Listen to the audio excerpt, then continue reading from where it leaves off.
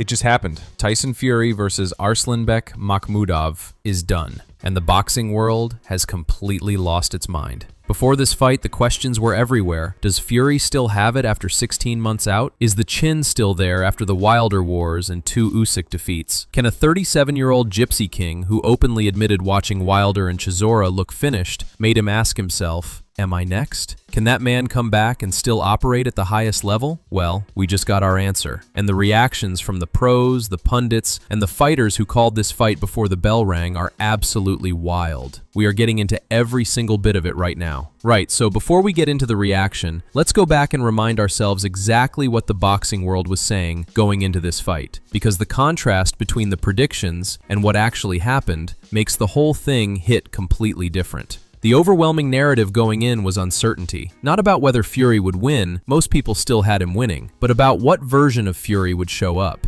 16 months of inactivity at 37 years old, 2 losses to Usyk, a lifestyle outside the ring that nobody could fully account for. These were the question marks hanging over the entire camp. Multiple analysts made the point that Makhmudov was not the soft touch people were assuming. Yes, he had lost before. Yes, Dave Allen had given him problems. But this is a 260-pound Russian giant with a 90% knockout ratio who hits like a freight train and keeps coming forward regardless of what you throw at him. The comparison being drawn repeatedly before the fight was Ngannou versus Fury, a big man who does not need to be technically brilliant to be genuinely dangerous. One shot, that is all it takes. John Fury went completely rogue in the build-up. His own father publicly stating that the Wilder trilogy took irreplaceable pieces from Tyson that can never be put back. He said every shot Tyson absorbed in those wars left permanent damage. Coming from the man who knows him better than anyone, that was not just noise. That was a serious warning that the boxing world took notice of. And then there was Usyk, the man who handed Fury both of his professional defeats, sat down and delivered the most chilling pre-fight verdict of anyone. Without malice, without drama, he simply said,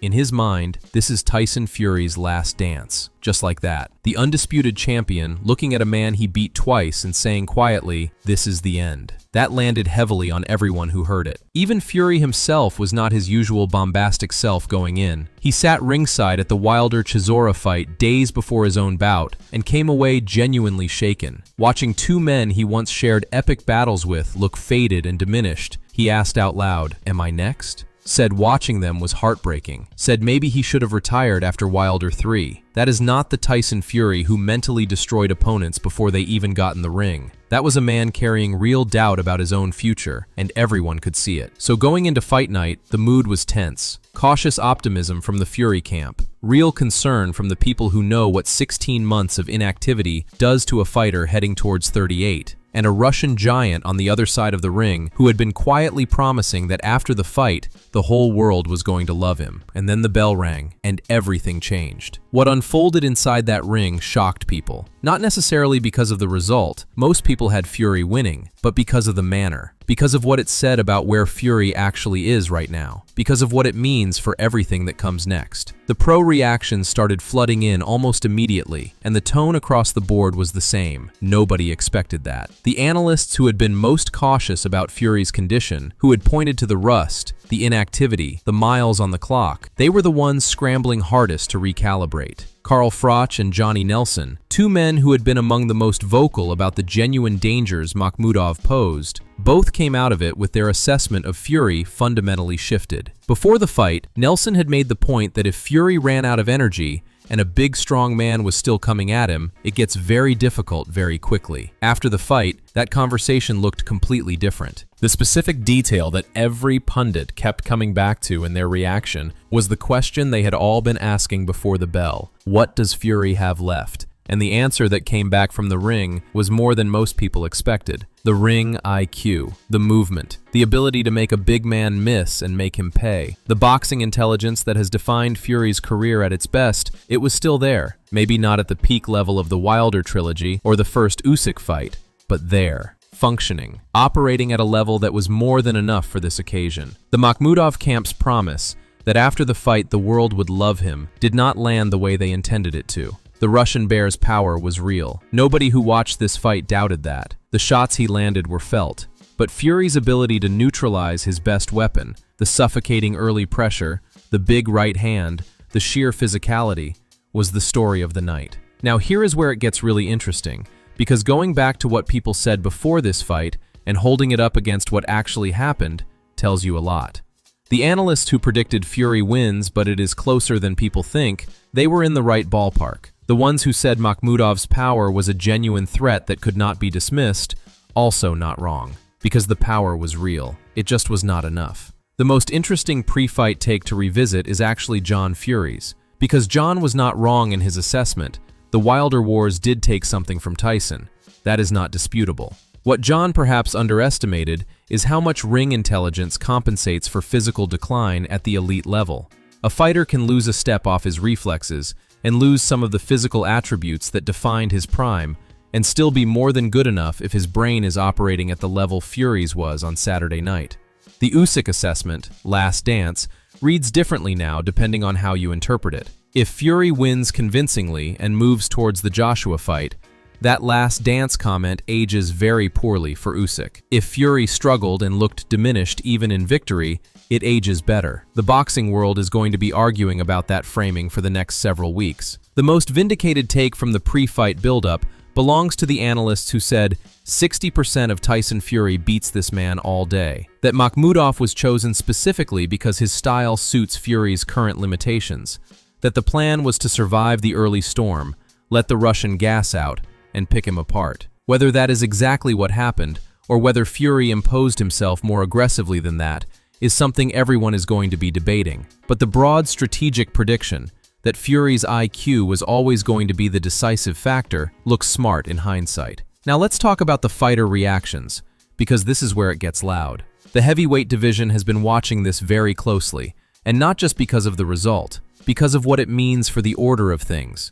Because of the fight that everyone knows is coming next. Deontay Wilder, who was at the O2 Arena just days earlier, and who Fury watched and described as totally finished, is going to have thoughts about this result.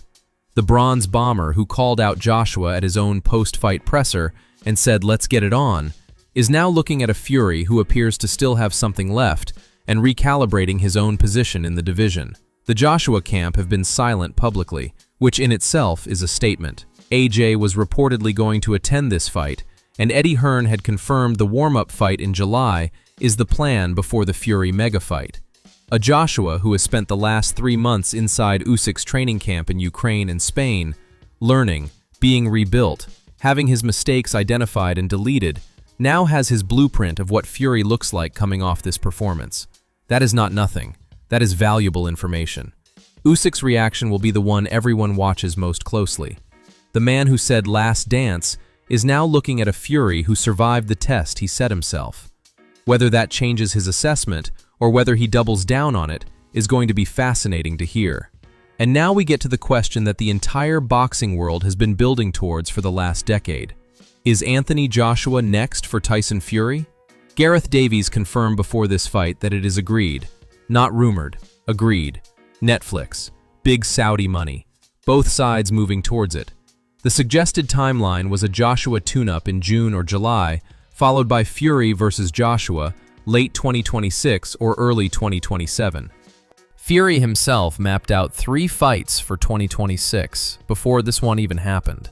Makhmudov first, then Joshua, then potentially a rematch if the first one is competitive enough to warrant it. He said the Joshua fight is the one that has been supposed to happen for 10 years and did not. He said he wants to knock AJ out more than he wants another world title, because the fans are more interested in him and Joshua in the street than another belt. Now Fury has his answer about where he is physically. He went into the ring with 16 months of rust against a genuinely dangerous, heavy-handed opponent and came out the other side. The Joshua fight now has a green light on both sides. The question being asked in every boxing room right now is, what does a Joshua rebuilt by Usyk, arriving in the best mental and physical shape he has been in years, do against a Fury who has just proved he still has enough left?